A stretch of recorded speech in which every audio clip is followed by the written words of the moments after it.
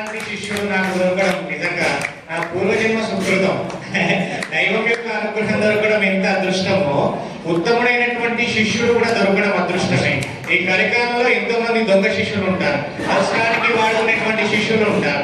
గురువులను కేవలం అవసరాల కోసం మాత్రమే వాడుకుంటారు. గురువుల పట్ల నిజమైనటువంటి భక్తి ఉండదు, వాడికి సమస్య ఉన్నప్పుడు మాత్రమే వస్తారు. కానీ హరీష్ లాంటి వ్యక్తి అటువంటి వ్యక్తి కాదు, చాలా గొప్ప వ్యక్తి, చాలా ఉన్నతమైనటువంటి విలువలు కలిగినటువంటి వ్యక్తి. హరీష్ లాంటి ఉన్నతమైనటువంటి వ్యక్తిని కన్నటువంటి పెద్దలు అనంతకిషన్ గారు, తేజ అమ్మ గారు నిజంగా అదృష్టవంతులు. అనేక జన్మల పుణ్యబలం ఉంటే ఇటువంటి ఉత్తములు పుత్రులుగా దొరుకుతారు. ఎవరికి అటువంటి భాగ్యం దొరకదు. బగలాముఖి పీఠంలో చివరికి హుండీ కూడా ఉండదండి. బగలాముఖి పీఠంలో హుండీ కూడా ఉండదు, చందాలు కూడా అడగం.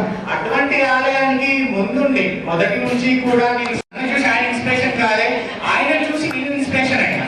చాలా గొప్ప వ్యక్తి. అందుకే నాకు ఇలాంటి నిజానికి ఎక్కడికి రావడం అనేది ఇష్టం ఉండదు. నేను ఎక్కడికి కూడా సహజంగా అసలుకే వెళ్ళను.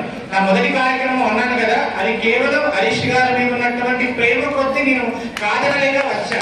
చాలా ఉత్తముడు హరీష్. అలాగే ఇక్కడ చూస్తుంటే పెద్దలు అనంతకిషన్ శెట్టి గారు, వారి ఉత్సవానికి అసలుకి అవతులే లేవు, మాటలు లేవు. అసలుకి ఇంతమందిని ఒంటి చేతితో నడిపిస్తున్నారంటే మాటలు కాదు. అటువంటి వ్యక్తి అసెంబ్లీ దాకా కూడా వెళ్ళాలి అమ్మవారి అనుగ్రహంతో. ఎందుకంటే ఇంతమందిని తన కంట్రోల్లో ఉంచుకుంటున్నాడంటే అటువంటి వ్యక్తులు అసెంబ్లీ దాకా వెళ్తే ఇంకా ఎంతో మందికి ఇంకా ఉత్సవంతో ముందుకెళ్తారు. అలాగే సంగారెడ్డి పట్టణ ప్రజలందరికీ కూడా నేను అమ్మవారి యొక్క సంపూర్ణ ఆశీర్వాదాన్ని ఇస్తున్నాను. మీరందరూ సుఖశాంతులతో వర్ధిల్లండి. అమ్మవారు మీకు సేవ చేసేటువంటి భాగ్యాన్ని మీకు తప్పకుండా కలిగిస్తుంది.